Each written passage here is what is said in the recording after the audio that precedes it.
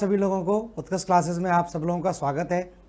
तो देखिए, जलवायु विज्ञान वाले टॉपिक के अंदर हमने पहला टॉपिक शुरू किया था जिसको हम बोलते हैं वायुमंडल। और वायुमंडल आपको पता ही है कि पृथ्वी का एक महत्वपूर्ण घटक है। वायुमंडल से ही बहुत सारी चीज़ें आपस में आपकी जुड़ी हुई हैं। तो वायुमंडल वाले टॉपिक को हम लेकर चल रहे थे और वायुमंडल वाले टॉपिक में आप देखो तो वायुमंडल के बारे में पहले तो मैंने आपको बताया था, एक पार्ट हम इसका कंप्लीट कर चुके हैं एटमॉस्फेयर के बारे में। तो वायुमंडल के बारे में मैंने बताया था हमें किस तरह से अध्ययन करना है। तो सबसे पहले हम जानेंगे कि वायुमंडल के कार्य क्या क्या हैं, ठीक है। उसके बाद हम बात करेंगे वायुमंडल के संगठन के बारे में, कंपोजिशन के बारे में बात करेंगे, वायुमंडल के संगठन के बारे में, और उसके बाद हम बात करेंगे वायुमंडल की संरचना के बारे में। तो ये 3 पार्ट में हम इसको विभाजित कर लेते हैं, क्योंकि इसको विस्तार से जानना इसलिए भी ज़रूरी है क्योंकि पूरा का पूरा जलवायु विज्ञान जो है वो इसी पर टिका हुआ है। जलवायु विज्ञान में अगर हम वायुमंडल पढ़ेंगे तो हम सीधा सीधा आपके आगे समझ पाएंगे कि किस तरह से वायु दाब पेटियों का निर्माण होता है। और जब वायु दाब पेटियों का निर्माण होगा तो पवनों के बारे में समझ में आएगा, और पवनों के बारे में समझ में आएगा तो उसी को आगे जाके हम क्या बोलेंगे, चक्रवात बोल देंगे। तो ये एक स्थिति बनती है जिसको लेकर आपके प्रश्न पूछे भी जाते हैं। और ये आपका जो टॉपिक है वो जलवायु विज्ञान के अंतर्गत ही आता है, जैसा कि मैंने कल आपको बताया भी था, ठीक है। देखिए, सामान्य सी बात है, ऐसे समझ के देखिए, भूगोल का अगर इंट्रोडक्शन आप देते भी हैं तो भूगोल की अगर बात करते हैं तो भूगोल को सामान्यतः 2 भागों में विभाजित करते हैं, ठीक है। एक तो भौतिक भूगोल कहलाता है, भौतिक भूगोल, और दूसरा मानव भूगोल कहलाता है, मानव भूगोल, जिसमें मानव की समस्त क्रिया आ जाती हैं, चाहे वो प्राथमिक हो, चाहे द्वितीयक हो, चाहे तृतीयक हो। तो समस्त मानव की प्रक्रियाएं जो आ जाती हैं वो क्रियाएं किस में आ जाती हैं, मानव भूगोल के अंदर, या ह्यूमन ज्योग्राफी जिसको बोलते हैं, या आर्थिक भूगोल भी इसको बोल देते हैं, और इसको बोलते हैं फिजिकल ज्योग्राफी, ठीक है। अब यहाँ पर आप देखें जो भौतिक भूगोल है इसमें क्या क्या पार्ट आपके आते हैं। तो वही पार्ट देखिए, सिंपल सी बात है, भौतिक भूगोल के अंदर हम पढ़ लेंगे पहले क्या, जलवायु विज्ञान, जलवायु विज्ञान। भौतिक भूगोल में हम जान लेंगे भू आकृति विज्ञान, जियोमॉर्फोलॉजी, भू आकृति विज्ञान इसके अंदर आ जाएगा, ठीक है। इसी के अंदर ही क्या आ जाएगा, समुद्र विज्ञान आ जाएगा, ओशिनोग्राफी, समुद्र विज्ञान। और इसी के अंदर हम बात करें तो इसी के अंदर आ जाएगा क्या, जैव विज्ञान, जैव भू विज्ञान। तो इस तरह से देखा जाए तो ये आपके पार्ट कहलाते हैं किसके, भौतिक भूगोल के। और एक एक करके हम इस पार्ट को डिस्कस कर रहे हैं, जैसा कि मैंने आपको बताया भी था। तो जो पृथ्वी के घटक हैं उन घटकों में अगर देखा जाए तो इस तरह से सिंपल सी बात है, भूगोल के 2 पार्ट आ जाते हैं, एक भौतिक भूगोल है, दूसरा मानव भूगोल कहलाता है, ठीक है। और हम भौतिक भूगोल की बात करें तो आपका क्लाइमेटोलॉजी है, जियोमॉर्फोलॉजी है, ओशिनोग्राफी है, और आपका क्या है, बायोजियोग्राफी है। तो ये पार्ट इसके अंदर आते हैं। और अभी हम बात कर रहे थे किसकी, जलवायु विज्ञान की। और जलवायु विज्ञान में हम कौन सा टॉपिक डिस्कस कर रहे थे, वायुमंडल के बारे में बात कर रहे थे। तो पिछली क्लास आपने देखी होगी तो आपको जानकारी होगी कि किस प्रकार से मैंने आपको शुरुआत की थी इसकी। तो अब हम बात कर लेते हैं वायुमंडल की। मैंने बताया था 3 पार्ट में विभाजित करके हम अध्ययन करेंगे। एक तो वायुमंडल के कार्य हो गए, दूसरा वायुमंडल का संगठन हो गया, और तीसरा वायुमंडल का क्या होगी, संरचना। तो एक पार्ट हम इसका डिस्कस कर चुके हैं। तो अभी हम बात करेंगे, यहाँ पर हेडिंग डाल लें सब लोग, वायुमंडल का संगठन, वायुमंडल का संगठन। ये भी बहुत इंपॉर्टेंट पार्ट है, कंपोजिशन ऑफ एटमॉस्फेयर। तो वायुमंडल के संगठन की या कंपोजिशन की हम बात करें, कंपोजिशन ऑफ एटमॉस्फेयर। ठीक है, तो वायुमंडल के संगठन की देखिए बात होती है तो सबसे पहले आपको पता है कि वायुमंडल में सबसे ज़्यादा मात्रा में पाई जाने वाली गैस कौन सी है। तो सबसे ज़्यादा मात्रा में वायुमंडल में जो गैस पाई जाती है उसको आप सब लोग जानते हैं, इसको हम क्या बोलते हैं, नाइट्रोजन बोलते हैं। तो वायुमंडल में सबसे ज़्यादा मात्रा में पाई जाने वाली गैस ध्यान रखना कौन सी है, नाइट्रोजन गैस है, जो लगभग कितनी है, ध्यान रखें 78% है। 78% वायुमंडल में क्या पाई जाती है, नाइट्रोजन गैस की मात्रा पाई जाती है 78%। और दूसरा पूछा जाए कि वायुमंडल में दूसरे स्थान पर सबसे ज़्यादा मात्रा में पाई जाने वाली गैस कौन सी है, तो दूसरे स्थान पर सर्वाधिक मात्रा में पाई जाने वाली गैस ध्यान रखना कौन सी होती है, ऑक्सीजन गैस होती है। और ऑक्सीजन गैस की बात करें तो ये लगभग कितनी आ जाती है, 21% आ जाती है। तो वायुमंडल में 78% ध्यान रखना क्या है, नाइट्रोजन है, और 21% आपकी ऑक्सीजन है, या 20.95 भी लिख सकते हैं, तो कोई ये मैटर नहीं है, सामान्य आंकड़े ध्यान रखें। अब क्वेश्चन यहीं से आपसे ये पूछा जाता है कि वायुमंडल का 99% भाग कौन कौन सी गैसों से मिलकर बना है। The 99% of composition of atmosphere is made up of which one of the gases. तो वहां पर क्या करेंगे, 2-2, 3-3 गैसों के ग्रुप बना देंगे और 4 ऑप्शन आपको दे देंगे। तो ध्यान रखना ये दोनों गैसें वायुमंडल में कितना प्रतिशत हैं, 99% हैं। तो 99% गैसें वायुमंडल में कौन सी हैं, केवल नाइट्रोजन और ऑक्सीजन से मिलकर बना है। तीसरे नंबर पर अगर बात करें तो यह भी प्रश्न बनता है कि वायुमंडल में तीसरे स्थान पर सबसे ज़्यादा मात्रा में पाई जाने वाली गैस कौन सी है, या सबसे ज़्यादा अक्रिय गैसों में कौन सी गैस है। तो ध्यान रखना कौन सी हो जाएगी, आर्गन गैस हो जाएगी। तो 0.93% भाग किससे बना हुआ है, आर्गन गैस से बना है। चौथे नंबर पर आपकी आ जाएगी कार्बन डाइऑक्साइड। तो कार्बन डाइऑक्साइड गैस तो वायुमंडल में ध्यान रखना चौथे स्थान पर सबसे ज़्यादा मात्रा में पाई जाती है, 0.038%। कहीं कहीं पर इसको 0.04% भी लिख देते हैं तो भी आपका सही माना जाएगा, क्योंकि वायुमंडल में कार्बन डाइऑक्साइड की मात्रा बढ़ गई है। तो नए आंकड़े भी इसको आपके आ चुके हैं। तो 0.04% भी अगर लिखा हुआ है तो ये सही माना जाएगा। अब 0.03 से बढ़ गई है इसकी मात्रा। ठीक है, तो कार्बन डाइऑक्साइड गैस पाई जाती है। और उसके बाद हम बात करें अन्य गैसें। अन्य गैसें तो वायुमंडल में अगर हम देखें तो बची हुई गैसें जो है वो कौन सी हैं, अन्य गैसों के रूप में आ जाती हैं। तो 0.04% में वायुमंडल अन्य गैसों से मिलकर बना है। और अन्य गैसों में कौन कौन सी गैसें आ जाएंगी, जैसे हाइड्रोजन है, हीलियम है, मीथेन है, ओजोन है, या आर्गन है। आर्गन तो आपकी आएगी, जीनोन है, रेडोन है, ठीक है या आपकी नियोन है।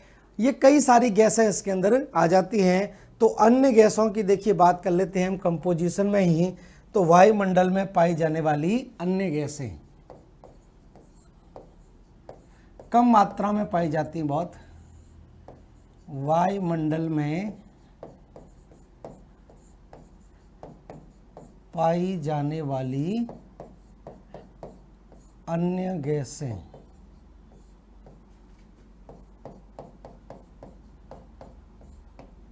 ठीक है। तो वायुमंडल में कौन कौन सी अन्य गैसें पाई जाती हैं उसके बारे में भी बात करेंगे। जैसे हाइड्रोजन है, हीलियम है,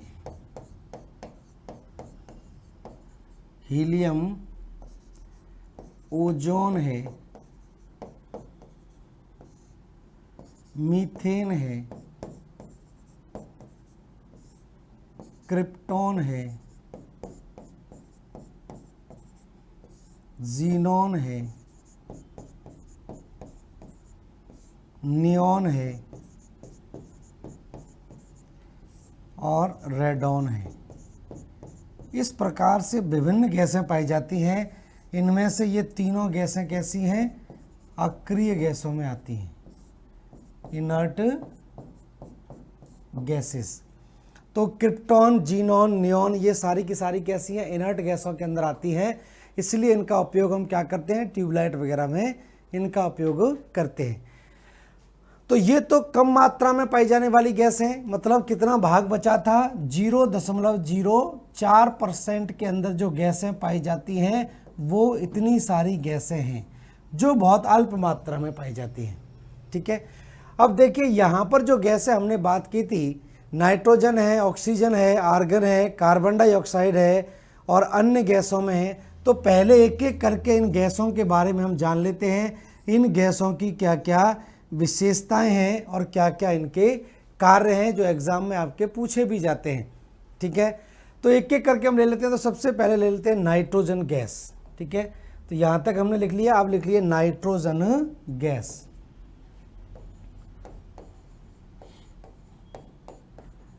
तो देखिए नाइट्रोजन गैस या N2 से इसको डिनोट करते हैं, N2। ठीक है, अब सबसे ज़्यादा मात्रा में पाई जाने वाली गैस है, पृथ्वी के वायुमंडल में सबसे ज़्यादा मात्रा में नाइट्रोजन गैस पाई जाती है।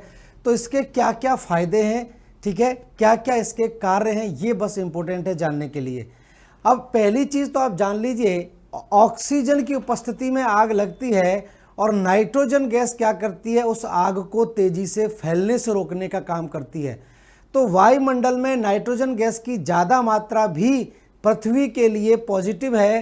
क्यों पॉजिटिव है? क्योंकि अगर ऑक्सीजन की मात्रा ज़्यादा हो जाए, अगर देखिए वायुमंडल में अगर हम ऑक्सीजन की मात्रा ज़्यादा कर देते हैं तो आग बुझेगी नहीं, पूरी पृथ्वी जलकर नष्ट हो जाएगी। कभी कभार ऐसे भी प्रश्न आपके आ जाते हैं कि अगर वायुमंडल में ऑक्सीजन और नाइट्रोजन के आंकड़ों को उलट दिया जाए तो क्या घटना हो सकती है? तो जाहिर सी बात है, अगर ऑक्सीजन की मात्रा हमने 78% कर दी, और ऑक्सीजन क्या करती है? आग लगाने में सहायक होती है। ठीक है, तो यहाँ पर जब ऑक्सीजन की मात्रा ज़्यादा हो जाएगी तो आग बुझेगी नहीं, और आग बुझेगी नहीं तो पृथ्वी जलकर क्या होगी? नष्ट हो जाएगी। जैसे सामान्य तौर पर आप देख लीजिए, कहीं भी दुनिया भर में कहीं भी जंगलों में आग लगे, चाहे वो अमेरिका जैसे विकसित देश में लगे चाहे अन्य एशियाई देशों में लगे, तो जब एक बार जंगल में आग लग जाती है तो उसको बुझाना सबके लिए बहुत मुश्किल का काम होता है, क्योंकि जंगल में ऑक्सीजन की मात्रा ज़्यादा होती है तो आग बहुत तेज़ी से चारों तरफ फैलती चली जाती है। तो ये मेन कारण है। तो यहाँ पर नाइट्रोजन गैस के बारे में कुछ आंकड़े लिख लेते हैं पॉइंट वाइज। तो पहला लिख लीजिए, पृथ्वी के वायुमंडल में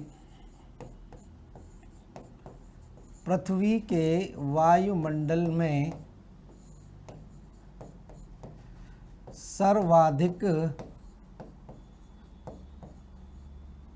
मात्रा में पाई जाने वाली गैस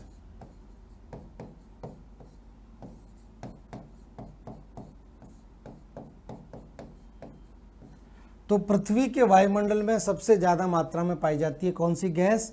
नाइट्रोजन गैस पाई जाती है। दूसरा पॉइंट ध्यान रखें, नाइट्रोजन गैस आग को तेजी से फैलने से रोकती है। तेजी से फैलने से रोकती है, ये सबसे महत्वपूर्ण विशेषता है इसकी। तो आग को तेजी से फैलने से रोकने का काम करती है। ध्यान रखना, आग को बुझाने का काम नहीं करती है। आग को बुझाने का काम कार्बन डाइऑक्साइड गैस करती है। नाइट्रोजन गैस ऐसा नहीं है कि हम फायर एक्सटिंग्विशर में या अग्निशमक में नाइट्रोजन गैस भर दें। नाइट्रोजन गैस आग को तेजी से फैलने से रोकने का काम करती है। ठीक है, जबकि कार्बन डाइऑक्साइड गैस की अगर बात करते हैं तो बुझाने का काम करती है। अगला देखिए पॉइंट हम इसके बारे में लिख लेते हैं। नाइट्रोजन गैस की हम बात कर रहे हैं तो आपको देखेंगे कि सभी व्यक्तियों पर एक वायुमंडलीय दाब काम करता है। पृथ्वी के ऊपर जो समस्त परतें हैं उनके द्वारा लगने वाला दाब क्या कहलाता है? वायुमंडलीय दाब कहलाता है। और वायुमंडलीय दाब किससे लगता है? वायुमंडल में पाई जाने वाली गैसों से, वायुमंडल में पाई जाने वाली धूल कणों से और जल वाष्प से। इन तीनों से क्या लगता है? पृथ्वी पर प्रत्येक वस्तु पर एक दाब काम करता है जिसको हम वायुमंडलीय दाब या एटमॉस्फेरिक प्रेशर बोलते हैं। और एटमॉस्फेरिक प्रेशर में, वायुमंडलीय दाब में सबसे ज़्यादा दाब कौन प्रोवाइड करेगी? Nitrogen gas. तो ये सबसे महत्वपूर्ण घटक है। तो ध्यान रखें, अगला पॉइंट, वायुमंडलीय दाब में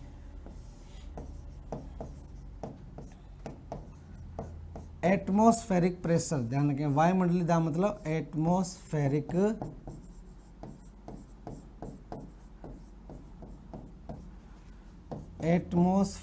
प्रेशर में वायुमंडलीय दाब में सबसे महत्वपूर्ण भूमिका निभाती है, सबसे महत्वपूर्ण घटक है।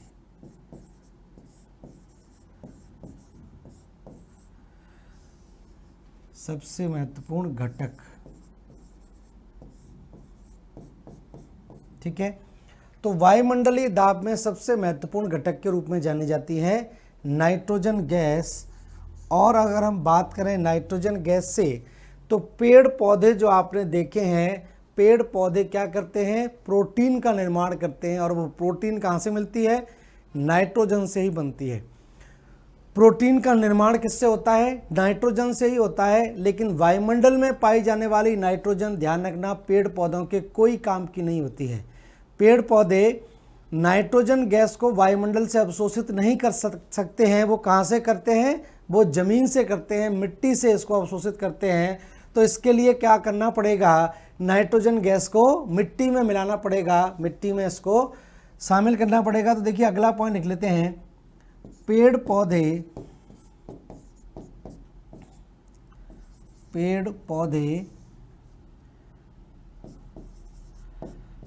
नाइट्रोजन गैस की सहायता से, नाइट्रोजन की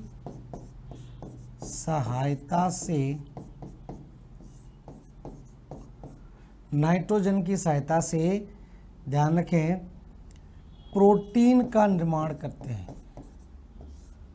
प्रोटीन का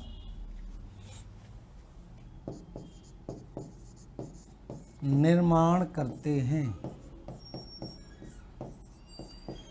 तो पेड़ पौधे प्रोटीन का निर्माण कहाँ से करते हैं? इसी नाइट्रोजन से करते हैं। और आपको देखा होगा प्रोटीन दो ही स्रोतों से प्राप्त होता है। एक तो दलहन वाली फसलों से हमको प्राप्त होता है, दालों से, ठीक है। और एक हमको कहाँ से प्राप्त होता है? मांस से प्राप्त होता है, मीट से प्राप्त होता है। तो ये जो प्रोटीन है पेड़ पौधों से जो प्राप्त होता है, ये किसकी सहायता से बनता है? ये नाइट्रोजन गैस की सहायता से ही बनता है। लेकिन पेड़ पौधे इस प्रोटीन के निर्माण के लिए क्या करते हैं कि जितने भी दलहन वाले पेड़ होते हैं, जैसे ये मान लीजिए स्थल भाग है, मतलब मृदा है, और यहाँ पर कोई दाल वाला पेड़ आपका उगा हुआ है, दलहन वाला वृक्ष यहाँ वो पेड़ है, ठीक है। तो जितने भी दलहन वाले पेड़ होते हैं, इनकी जड़ों में एक विशेष प्रकार का बैक्टीरिया पाया जाता है और वो एग्जाम में पूछा भी जाता है, ठीक है। यहाँ पर क्या होता है? एक विशेष प्रकार का बैक्टीरिया पाया जाता है और इनकी जड़ों में ये जो बैक्टीरिया मौजूद होता है, ये बैक्टीरिया क्या करता है कि वायुमंडल की, जैसे इनकी जड़ों में अगर आप दाल देखा होगा, कहीं पेड़ आपको दाल का दिखाई देता है पौधा, तो उसकी जड़ों उखाड़ के देखिए, उसकी जड़ों में कुछ गांठें सी पाई जाती हैं, छोटी छोटी गांठें इनकी जड़ों में पाई जाती हैं। इनकी जड़ों में एक सिम्बायोटिक बैक्टीरिया रहता है, सहजीवी जीवाणु रहता है। और ये जो सहजीवी जीवाणु यहाँ पर रहता है, ये जीवाणु क्या करता है कि वायुमंडल में पाई जाने वाली नाइट्रोजन को मिट्टी में मिलाने का काम करता है। वायुमंडल में जो नाइट्रोजन मौजूद है, पेड़ पौधे इसको डायरेक्टली नहीं ले पाते, ये किस में मिलनी जरूरी है? इसको मिट्टी में मिलना जरूरी है। और मिट्टी में मिलाने का काम कौन करता है? ये जो नोड्यूल्स पाए जाते हैं, यहाँ पर नोड्यूल्स पाए जाते हैं, इसमें राइजोबियम राइजोबियम बैक्टीरिया,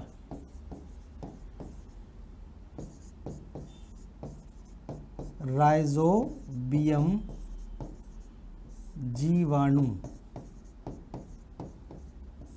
ठीक है। तो एक सहजीवी जीवाणु होता है जिसको जड़ों में रहने की जगह मिल जाती है और पेड़ों को ये नाइट्रेट प्राप्त कर देता है। तो वायुमंडल की नाइट्रोजन को ये क्या करता है, नाइट्रेट्स में परिवर्तित कर देता है और नाइट्रेट को पेड़ पौधे आसानी से अवशोषित कर लेते हैं। इस प्रक्रिया को बोलते हैं नाइट्रोजन फिक्सेशन, नाइट्रोजन फिक्सेशन कहा जाता है, नाइट्रोजन स्थिरीकरण, स्थिरीकरण। तो नाइट्रोजन फिक्सेशन की प्रक्रिया होती है। तो इस प्रक्रिया के द्वारा पेड़ पौधे क्या करते हैं, नाइट्रोजन से क्या करते हैं, प्रोटीन बनाने का काम करते हैं। तो ये प्रक्रिया कहलाती है नाइट्रोजन फिक्सेशन, ठीक है। तो किसके द्वारा होती है, ये एक सहजीवी जीवाणु होता है, सहजीवी जीवाणु,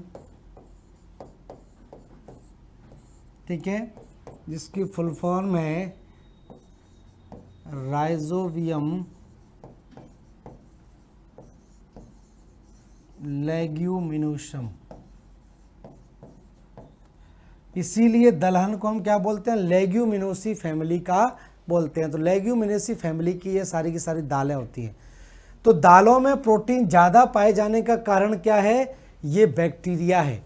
ये बैक्टीरिया क्या करता है कि वायुमंडल की जो नाइट्रोजन है उसको मृदा में मिला देता है और मृदा से पेड़ पौधे क्या करते हैं, अवशोषित कर लेते हैं इसको। और कई और भी कारण हैं नाइट्रोजन की मिट्टी में मिलने के। आपने देखा होगा कि जब किसान जो होता है, जब खेत खाली हो जाता है तो उसको तुरंत क्या करता है, मिट्टी को लूज कर देता है। जैसे ही फसल काट ली जाती है तो मिट्टी को लूज कर देता है, जिससे कि उसमें वायु प्रवेश कर जाए, गैसेज उसके अंदर प्रवेश कर जाएं। फिर उसको क्या करता है, ऊपर से प्लेन कर देता है, जिससे कि उसमें गैसें ट्रैप हो जाती हैं या पानी में मिल जाती हैं।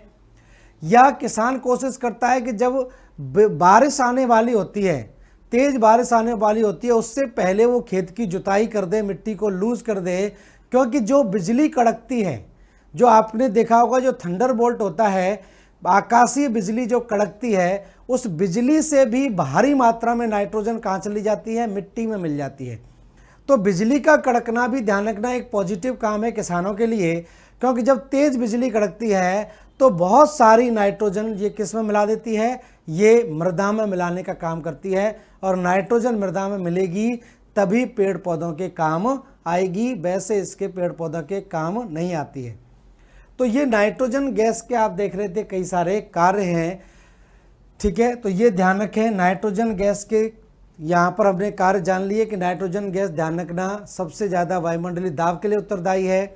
प्रोटीन का निर्माण नाइट्रोजन गैस के कारण ही होता है, वायुमंडल में सबसे ज़्यादा मात्रा में भी पाई भी जाती है। और एक और हम बात करें, नाइट्रोजन क्या होती है, रंगहीन, गंधहीन और स्वादहीन गैस के रूप में जानी जाती है। और इसी वजह से आप देखेंगे जितने भी रंगमंच के कार्यक्रम होते हैं उसमें इसको सजावट के रूप में भी इस्तेमाल किया जाता है। इसको आपने देखा होगा बहुत सारे स्टेज होती हैं या बहुत सारे ऐसे कार्यक्रम होते हैं जहाँ पर सफ़ेद रंग का या लाल पीले रंग का धुआं निकलता रहता है ज़मीन से। तो वो जो धुआं होता है वो क्या होता है, वो नाइट्रोजन गैस ही होती है। बाकी किसी धुएं में आप लोग सर्वाइव नहीं कर सकते, लेकिन नाइट्रोजन गैस क्या है, रंगहीन, गंधहीन और स्वादहीन होती है। इसके कारण होता क्या है कि ये रंगमंच के कार्यक्रमों में इसका उपयोग किया जाता है। तो देखिए एक पॉइंट और लिख लेते हैं, यहाँ पर लिख लेंगे नाइट्रोजन गैस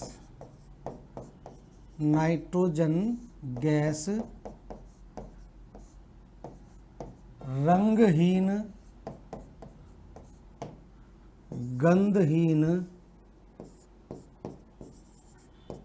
गंधहीन तथा स्वादहीन गैस होती है।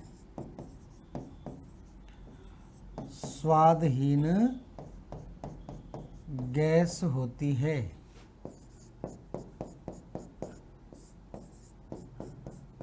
ठीक है, इसलिए इसका प्रयोग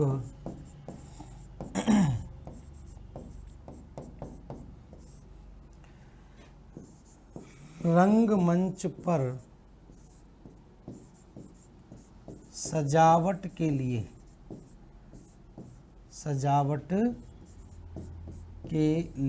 भी किया जाता है। सजावट के लिए भी किया जाता है। तो ये नाइट्रोजन गैस के कार्य हैं। और इसके बाद एक और पॉइंट आप लिखे हैं, आपने सुना होगा लिक्विड नाइट्रोजन। लिक्विड नाइट्रोजन क्या होता है, 190 डिग्री सेल्सियस तक चला जाता है माइनस में। तो लिक्विड नाइट्रोजन की हम बात करें तो एक और पॉइंट यहाँ पर लिख लें, लिक्विड नाइट्रोजन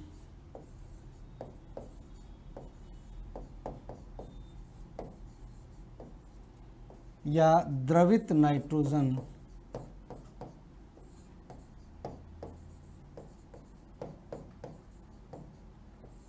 का प्रयोग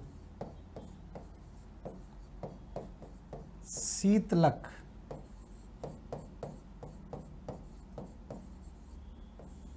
के रूप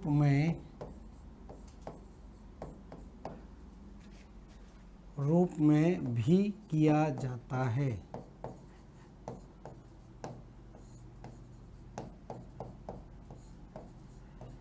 तो शीतलक के रूप में नाइट्रोजन गैस का उपयोग हम करते हैं किसी भी ऊतक को, टिश्यू को, स्पर्म को या ओवा को क्या करते हैं, लंबे समय तक संरक्षित किया जाता है। ठीक है, ठीक है, शीतलक के रूप में प्रयोग किया जाता है जिसमें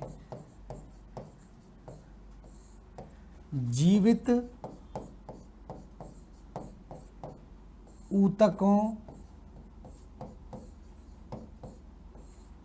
तथा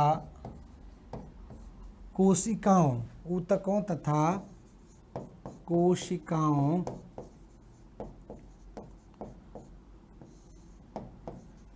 जैसे शुक्राणु या अंडाणु आदि को लंबे समय तक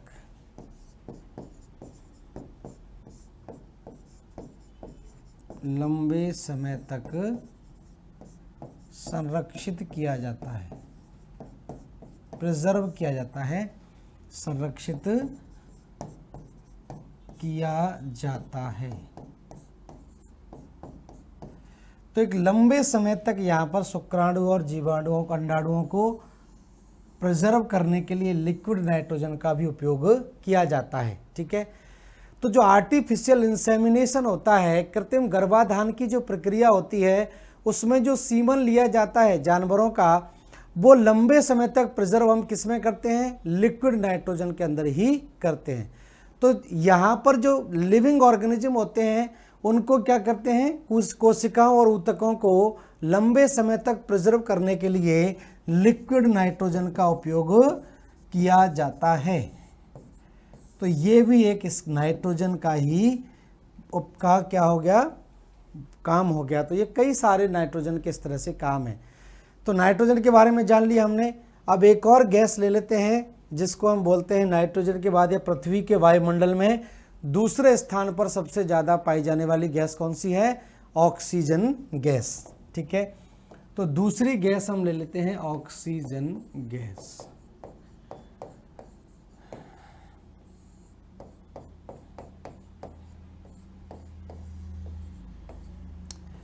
तो ऑक्सीजन गैस आप जानते ही हैं, पहली चीज तो ऑक्सीजन गैस एक जीवनदायिनी गैस है, एक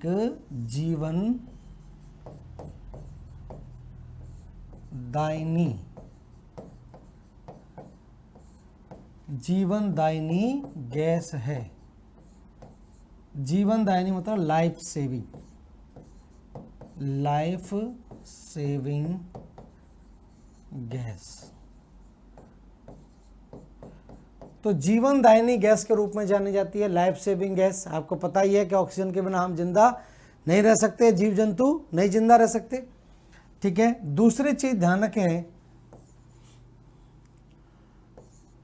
O2 गैस या ऑक्सीजन गैस आग जलाने में सहायक होती है, आग जलाने में सहायक होती है।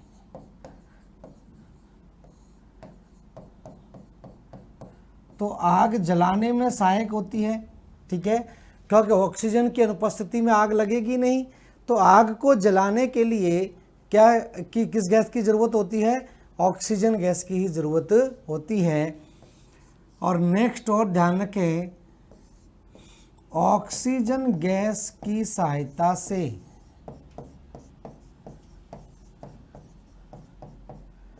ऑक्सीजन गैस की सहायता से जीवों में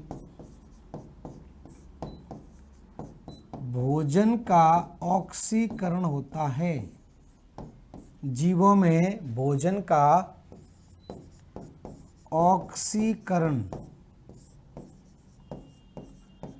ऑक्सीडेशन, ऑक्सीकरण होता है,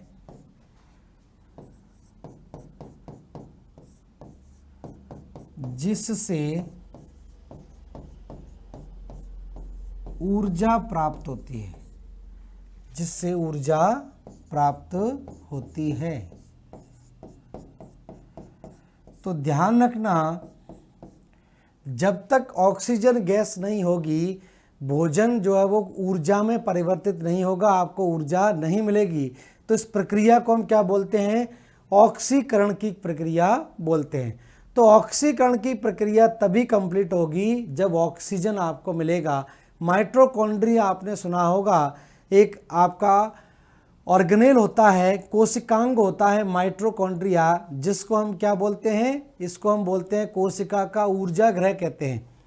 तो कोशिका के पास जो भोजन पचकर ग्लूकोज के रूप में पहुंचता है, वो ग्लूकोज ऊर्जा में परिवर्तित किसकी सहायता से होता है? ऑक्सीजन की सहायता से ही ये ऊर्जा में परिवर्तित होता है। अगर ऑक्सीजन नहीं पहुंच पाएगी तो वो ऊर्जा में परिवर्तित ही नहीं होगा। तो ध्यान रखना, इस प्रक्रिया को हम क्या बोलते हैं? ऑक्सीडेशन की प्रक्रिया बोलते हैं। और माइटोकॉन्ड्रिया में ये प्रक्रिया आपकी कंप्लीट होती है। तो ऑक्सीजन गैस इसलिए भी इंपॉर्टेंट है। अगला हम पॉइंट बात करें तो ध्यान रखना, ऑक्सीजन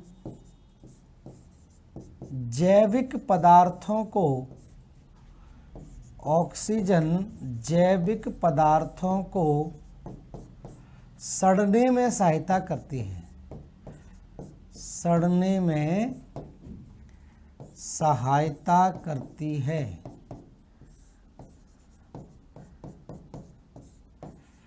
सड़ने से मतलब है अपघटन, डिकम्पोजिशन, डिकम्पोजिशन या अपघटन। ठीक है, तो अपघटन के लिए बहुत जरूरी होती है, ध्यान रखें। अगर यहाँ पर क्या होगा, जो जैविक पदार्थ हैं जैसे पेड़ पौधे हैं, जीव जंतु हैं, जब इनका जीवन चक्र पूरा हो जाता है तो ये मिट्टी में फिर से मिल जाते हैं।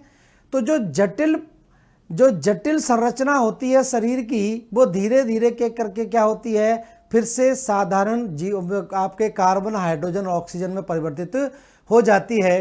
तो वो किसकी सहायता से होती है? वो ऑक्सीजन की सहायता से ही होती है। तो जो डिकम्पोजर होते हैं, अपघटक जो आपके होते हैं, चाहे वो जीवाणु हो, चाहे वो आपके अन्य पदार्थ हों, कवक वगैरह हों, तो वो ऑक्सीजन की सहायता से ही क्या करते हैं? उसको सड़ने में सहायता करते हैं। ठीक है, तो ऑक्सीजन गैस का उपयोग इसलिए भी यहाँ पर ज़्यादा है। तो ये हम बात कर रहे थे किसकी? ऑक्सीजन गैस के बारे में। तो ध्यान रखें, ऑक्सीजन गैस के कार्य इस तरह से आपको याद रखने हैं। ये मेन कार्य हैं वायुमंडल के घटक की हम बात कर रहे हैं। अब ऑक्सीजन के बाद हम बात करें, तीसरे स्थान पर सर्वाधिक मात्रा में पाई जाने वाली गैस कौन सी है? आर्गन गैस है, आर्गन। ठीक है, और आर्गन गैस की देखिए बात करें तो ध्यान रखें यहाँ पर वायुमंडल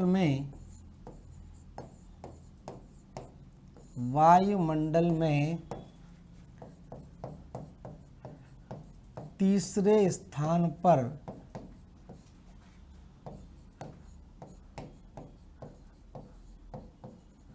सर्वाधिक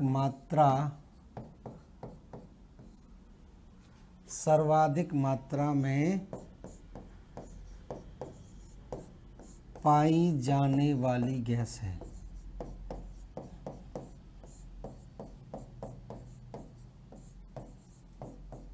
ठीक है, तो तीसरे स्थान पर सबसे ज्यादा मात्रा में पाई जाती है, कितनी है? 0.93% है।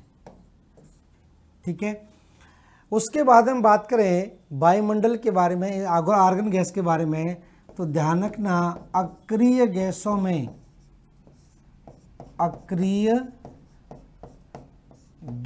में सर्वाधिक मात्रा में पाई जाती है, सर्वाधिक मात्रा में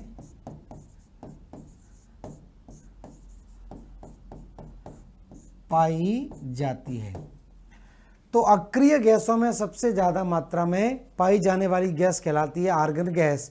बाकी और भी अक्रिय गैसें हैं, लेकिन अक्रिय गैसों में पूछा जाए सबसे ज़्यादा पृथ्वी के वायुमंडल में कौन सी गैस पाई जाती है, तो वो आपकी आर्गन गैस है। ठीक है, तो नेक्स्ट देख लें, आर्गन गैस का उपयोग,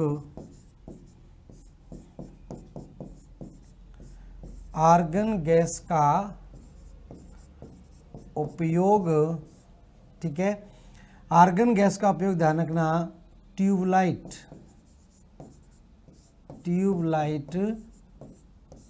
में किया जाता है। तो अक्रिय गैसों का उपयोग ज़्यादातर इसी में होता है, बल्ब या ट्यूबलाइट में। तो आर्गन गैस का उपयोग हम कहाँ पर करते हैं? ट्यूबलाइट में इसका उपयोग किया जाता है। तो इस तरह से ध्यान रखें, ये किसके बारे में है? आर्गन गैस के बारे में आपको ध्यान रखना है। तो आर्गन गैस ध्यान रखना, इसका उपयोग ट्यूबलाइट वगैरह में किया जाता है। ठीक है, क्योंकि अक्रिय गैस है, क्रियाशील नहीं है, क्रिया नहीं करेगी तो ये फिलामेंट को जलाने का काम नहीं करेगी। तो ये आर्गन गैस के बारे में हमने जान लिया। अब देखिए कुछ और चीज़ें यहाँ पर जान लेते हैं इसी भाग में ही। तो देखिए आर्गन गैस के बाद सबसे ज़्यादा, इसके बाद जो गैस पाई जाती है उस गैस को हम बोलते हैं carbon dioxide gas. Carbon dioxide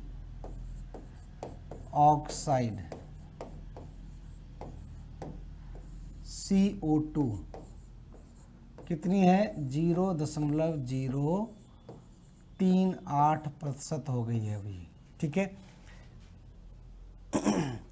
तो कार्बन डाइऑक्साइड की बात करें तो कितनी है? 0.038% है। नए आंकड़ों के अनुसार आपको ध्यान रखना है। अब देखिए कार्बन डाइऑक्साइड गैस की क्या क्या विशेषता है। पहली चीज तो ध्यान रखना, ये ग्रीन हाउस गैस के रूप में जानी जाती है। ग्रीन हाउस गैसों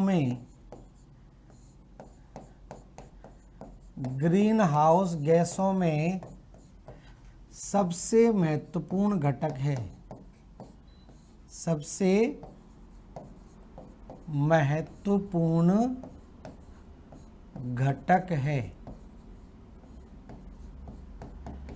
तो ग्रीन हाउस गैसों में सबसे महत्वपूर्ण घटक के रूप में जानी जाती है, क्योंकि बाकी सारी ग्रीन हाउस गैसों की तुलना में सबसे ज़्यादा मात्रा में पाई जाती है, और जो सबसे ज़्यादा मात्रा में पाई जाएगी वो तापमान को ज़्यादा बढ़ाएगी।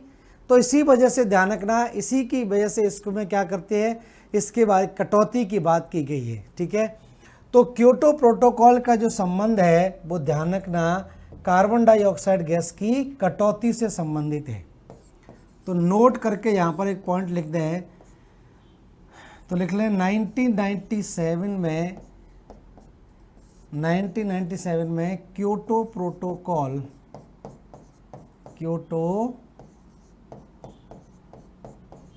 प्रोटोकॉल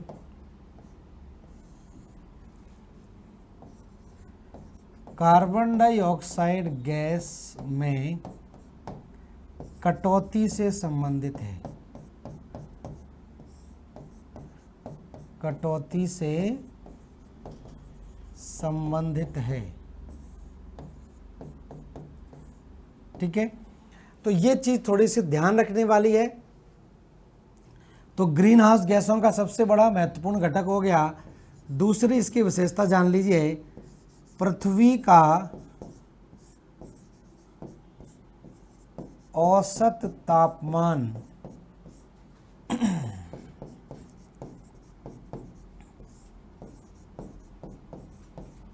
पृथ्वी का औसत तापमान बनाए रखने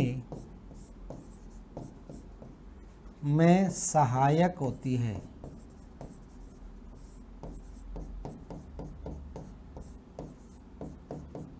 ठीक है, तो पृथ्वी का औसत तापमान बनाए रखने में सहायक होती है। और कल मैंने आपसे पूछा भी था कि अगर पृथ्वी के वायुमंडल से ग्रीन हाउस गैसों को हम हटा देते हैं तो इसका तापमान कितना रह जाएगा। तो ग्रीन हाउस गैसों को हटा दें तो पृथ्वी का औसत तापमान ध्यान रखना कितना, -19 डिग्री सेंटीग्रेड हो जाएगा। अगर ध्यान रखें, यहाँ पर नोट करके एक पॉइंट और लिख लें, करंट से संबंधित है, प्रश्न आपके साइंस में भी पूछ लेते हैं इससे। ठीक है, यदि वायुमंडल से, पृथ्वी के वायुमंडल की बात कर रहे हैं, यदि वायुमंडल से ग्रीन हाउस गैसों या हरित गृह गैसों, ग्रीन हाउस गैसों को हटा दिया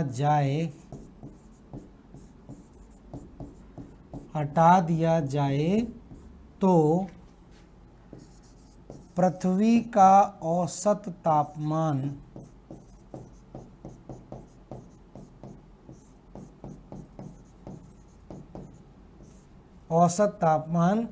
-19 डिग्री सेंटीग्रेड हो जाएगा। ठीक है, तो आप देख रहे हैं कितना आवश्यक भी है ग्रीन हाउस गैसें। ऐसा नहीं है ग्रीन हाउस गैसें नुकसान करती हैं। अब ज़्यादा मात्रा इनकी होगी तो तापमान में ज़्यादा वृद्धि होगी, और तापमान में ज़्यादा वृद्धि होगी तो उसके परिणाम आपके कुछ अलग प्रकार के होंगे। लेकिन पृथ्वी से अगर ग्रीन हाउस गैसों को हम डिलीट कर देते हैं, हटा देते हैं, तो ध्यान रखना पृथ्वी के औसत तापमान घटकर कितना रह जाएगा, -19 डिग्री सेंटीग्रेड तक रह जाएगा, तो भी जीवन संभव नहीं है। ठीक है, इसके बाद हम और बात कर लेते हैं कार्बन डाइऑक्साइड गैस के बारे में ही। नेक्स्ट लिख लें, कार्बन डाइऑक्साइड गैस आग बुझाने में सहायक होती है। आग बुझाने में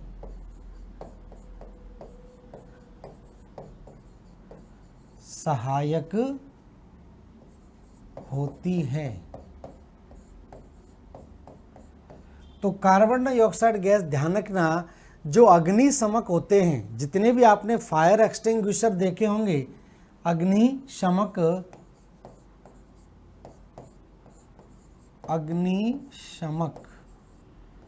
तो जितने भी अग्निशमक या फायर एक्सटिंग्विशर्स,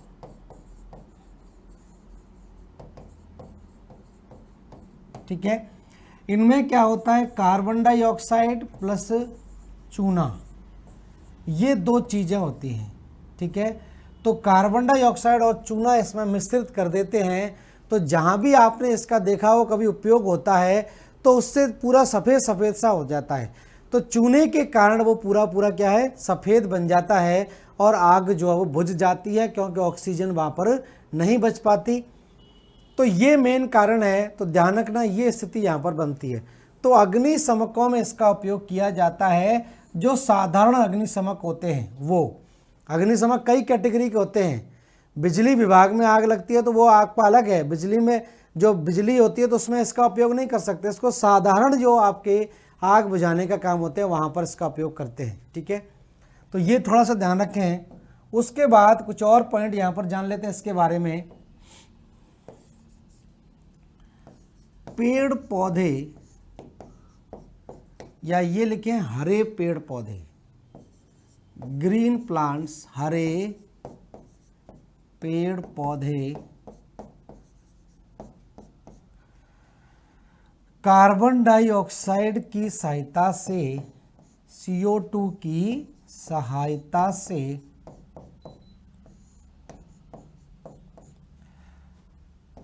प्रकाश संश्लेषण की क्रिया द्वारा, प्रकाश संश्लेषण की क्रिया द्वारा भोजन का निर्माण करते हैं, भोजन का निर्माण करते हैं। ठीक है, तो पेड़ पौधों में एक प्रक्रिया आपकी होती है जिसको हम बोलते हैं फोटोसिंथेसिस या प्रकाश संश्लेषण। तो इस फोटोसिंथेसिस की क्रिया में क्या होता है कि जो हरे पेड़ पौधे होते हैं, इनको वायुमंडल से तो कार्बन डाइऑक्साइड गैस मिल जाती है और जमीन से इनको पानी मिल जाता है, जल मिल जाता है। ठीक है, और क्लोरोप्लास्ट नामक इन पे एक हरित लवक होता है, क्लोरोप्लास्ट बोलते हैं इसको, और फ्री में इनको क्या मिल जाती है, सनलाइट मिल जाती है, सूर्य का प्रकाश मिल जाता है। तो कार्बन डाइऑक्साइड गैस या 6 कार्बन और 6 H2O ये मिलकर क्या करते हैं, यहाँ पर ग्लूकोज का निर्माण कर देते हैं, C6H12 और O6 प्लस भारी मात्रा में यहाँ पर क्या होती है, ऑक्सीजन निकलता है और ऊर्जा प्राप्त हो जाती है। तो ग्लूकोज बन गया, तो ग्लूकोज बन गया तो जाहिर सी बात है इससे ऊर्जा प्राप्त हो जाएगी। तो ये प्रक्रिया है। तो ये प्रक्रिया किसके द्वारा संपन्न हो रही है, कार्बन डाइऑक्साइड के द्वारा ही आपकी पूरी हो पाती है। तो पेड़ पौधे के लिए कार्बन डाइऑक्साइड गैस बहुत महत्वपूर्ण गैस है, क्योंकि इसी की प्रक्रिया के द्वारा ये क्या करते हैं, ग्लूकोज बनाने का काम करते हैं या खाना बनाने का काम करते हैं। ठीक है, जिसको मंड बोलते हैं या हम इसी को शर्करा बोल देते हैं। तो ये सारी की सारी प्रक्रिया है। तो मंड या शर्करा बनाने का काम होता है। ठीक है, और साथ में ही क्या करते हैं, ऑक्सीजन भी रिलीज कर देते हैं। तो ये स्थिति बनती है। तो ये किसके कार्य हो गए, कार्बन डाइऑक्साइड गैस के काम हो गए। ठीक है, तो ये स्थिति आपकी ध्यान रखें। अब इसके बाद कुछ अन्य गैसें हैं, मतलब कम मात्रा में पाई जाने वाली गैसों की भी हम बात करेंगे। तो कम मात्रा में जो गैसें वायुमंडल के अंदर पाई जाती हैं, उनमें कौन कौन सी गैस है उसको जान लेते हैं। तो यहाँ पर कुछ गैसों की हम बात करें जो कम मात्रा में पाई जाती है, उसमें एक गैस लिख लेते हैं हम, हाइड्रोजन गैस। हाइड्रोजन,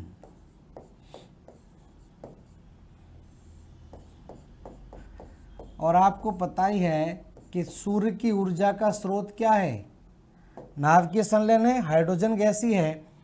तो हाइड्रोजन गैस, ध्यान रखना, पहली चीज तो एक प्रश्न आपका कभी कभार रैंडमली ऐसे पूछ लेते हैं कि ब्रह्मांड में सबसे ज्यादा मात्रा में पाई जाने वाली गैस कौन सी है।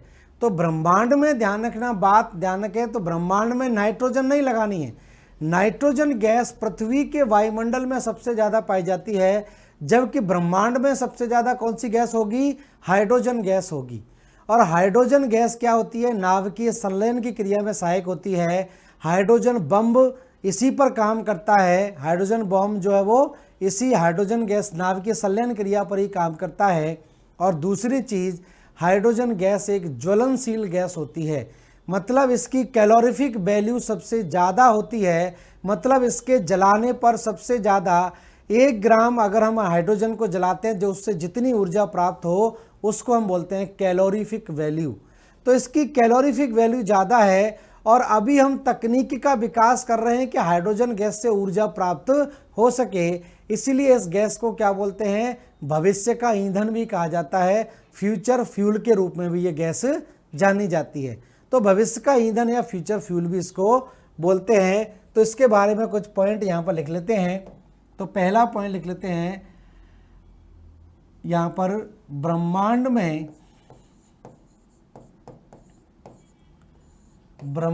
में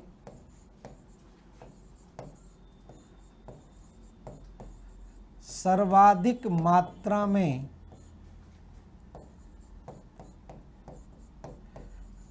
पाई जाने वाली गैस है।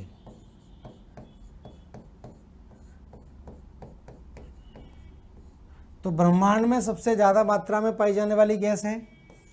दूसरा पॉइंट, सबसे हल्की गैस है, लाइटेस्ट गैस कहलाती है, सबसे हल्की गैस। दूसरी हम बात करें यहां पर सर्वाधिक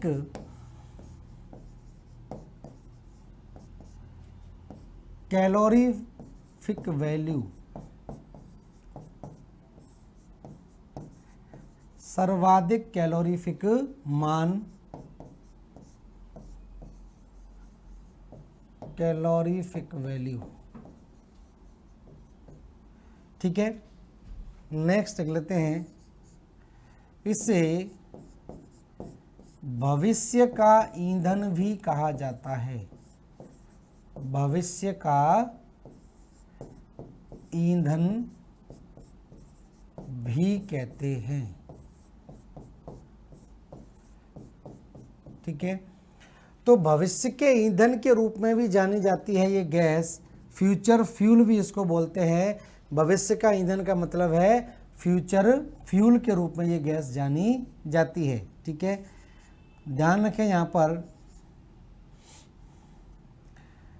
सभी तारों की ऊर्जा का स्रोत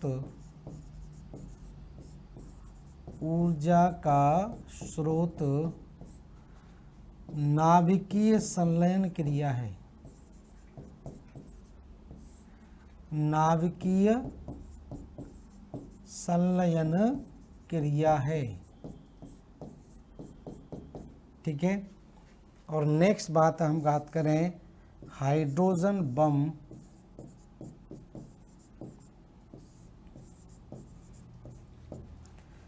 इसी क्रिया पर आधारित होता है। इसी क्रिया पर आधारित है। ठीक है, तो हाइड्रोजन गैस नाभिकीय संलयन क्रिया पर ही काम करता है, जिसमें हाइड्रोजन के दो मॉलिक्यूल आपस में फ्यूज कर जाते हैं और इनके फ्यूज करने से क्या बनता है, 2He4 बन जाता है, हीलियम बन जाता है और भारी मात्रा में क्या होता है, ऊर्जा की प्राप्ति होती है। ठीक है, तो इस तरह से ध्यान रखें, ये सारे के सारे कार्य किसके हैं, हाइड्रोजन गैस के आपके काम हैं और हाइड्रोजन गैस से पूछा भी जाता है।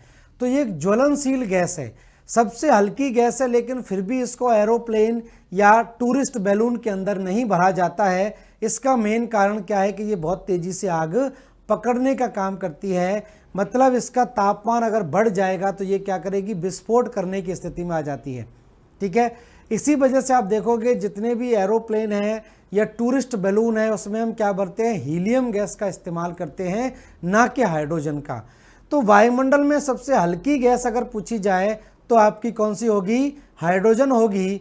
लेकिन ये कैसी है, ज्वलनशील गैस है, इस वजह से इसका उपयोग एरोप्लेन टायर वगैरह में नहीं करते हैं। ठीक है, इसीलिए वहाँ पर हाइड्रोजन की जगह हीलियम भरी जाती है, क्योंकि हीलियम कैसी है, अक्रिय गैस के रूप में जानी जाती है, इनर्ट गैस के रूप में आपकी आती है।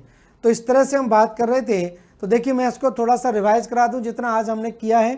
ठीक है, तो यहां से देखें हम बात कर रहे थे वायुमंडल के संगठन की, तो यहां से हमने शुरुआत की थी। तो वायुमंडल के संगठन में आप देखें सबसे ज़्यादा मात्रा में पाई जाती है कौन सी, नाइट्रोजन गैस पाई जाती है, दूसरे स्थान पर ऑक्सीजन गैस पाई जाती है। और ये अक्सर पूछा जाता है कि पृथ्वी के वायुमंडल में तीसरे स्थान पर सबसे ज़्यादा मात्रा में पाई जाने वाली गैस कौन सी है, तो वो आपको कौन सी लगानी है, आर्गन गैस लगानी है। उसके बाद कार्बन डाइऑक्साइड गैस, और फिर हमने बात की थी अन्य गैसों की। तो ये कम मात्रा में पाई जाती हैं, लेकिन अन्य गैसों में ये गैसें पाई भी जाती हैं और इनके कार्य भी आपसे पूछे जाते हैं, चाहे वो साइंस में पूछे जाएं, चाहे वो ज्योग्राफी के अंदर पूछे जाएं। तो ये प्रश्न आपके पूछे जाते हैं, इन गैसों की विशेषताएं आपसे पूछी जाती हैं। ठीक है, फिर देखिए हमने बात की एक एक गैस की विशेषता की, तो पॉइंट टू पॉइंट मैंने सारी चीज़ें आपकी लिखाई हैं। जैसे पृथ्वी के वायुमंडल में सर्वाधिक मात्रा में पाई जाने वाली गैस है नाइट्रोजन। नाइट्रोजन गैस आग को तेजी से फैलने से रोकने का काम करती है, ये ध्यान रखना। ठीक है, और वायुमंडलीय दाब या एटमॉस्फेरिक प्रेशर जो लगता है, मतलब वायुमंडल की समस्त, जैसे ये मान लीजिए पृथ्वी है और वायुमंडल की समस्त परतों का जो भार हम पर पड़ता है वो भार क्या कहलाता है, वो आपका वायुमंडलीय दाब कहलाता है। तो वायुमंडलीय दाब में सबसे ज़्यादा महत्वपूर्ण घटक कौन सा है, नाइट्रोजन गैस का है। और पेड़ पौधे नाइट्रोजन की सहायता से क्या करते हैं, प्रोटीन बनाने का काम करते हैं, जो हमारे भोजन का एक महत्वपूर्ण घटक है। आपको पता ही है भोजन में हम क्या लेते हैं, कार्बोहाइड्रेट लेते हैं, प्रोटीन लेते हैं और फैट लेते हैं। तो कार्बोहाइड्रेट क्या करता है, हमें ऊर्जा प्रदान करने का काम करता है। कार्बोहाइड्रेट की सबसे छोटी इकाई क्या कहलाती है, कार्बोहाइड्रेट की सबसे छोटी इकाई ग्लूकोज कहलाती है।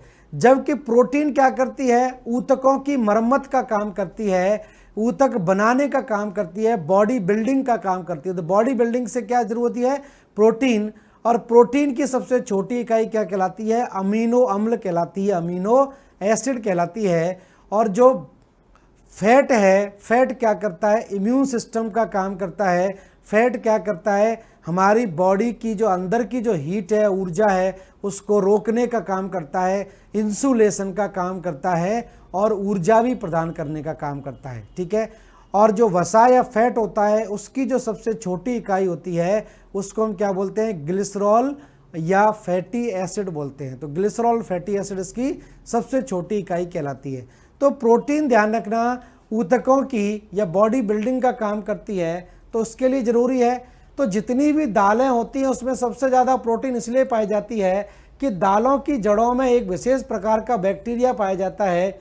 ये बैक्टीरिया क्या करता है कि वायुमंडल की स्वतंत्र नाइट्रोजन को नाइट्रेट में बदलने का काम करता है, और नाइट्रेट में या मिट्टी में ये मिल जाएगी तो पेड़ पौधे इसको फिर अवशोषित कर लेते हैं और इससे प्रोटीन बनाने का काम करते हैं। बाकी लिक्विड नाइट्रोजन का उपयोग होता है इन जिंदा ऊतकों को प्रिजर्व करने के लिए। फिर हमने बात की ऑक्सीजन गैस की, तो ऑक्सीजन गैस जीवनदायिनी गैस है, आग जलाने में सहायक होती है, जीवों के लिए ऑक्सीकरण के लिए हेल्प करती है जिससे हमें ऊर्जा मिले, और जैविक पदार्थों के डिकम्पोजिशन में भी सहायता करती है। और फिर बात की आर्गन गैस की, जो वायुमंडल में तीसरे स्थान पर सबसे ज़्यादा मात्रा में पाई जाती है, अक्रिय गैसों में सबसे ज़्यादा मात्रा में है, मतलब पृथ्वी के वायुमंडल में अक्रिय गैसों में सबसे ज़्यादा है, और इसका उपयोग ट्यूबलाइट वगैरह में किया जाता है। और फिर हमने बात की कार्बन डाइऑक्साइड गैस की। तो ये प्रमुख बिंदु थे इन गैसों को लेकर जिसको आपको याद रखने हैं। तो आज इतना ही रहने देते हैं, नेक्स्ट क्लास में हम इसके बचे हुए भाग को आगे कंप्लीट करेंगे। धन्यवाद सभी लोगों के जुड़ने के लिए। ठीक है, ध्यान रखें इसको। Thank you.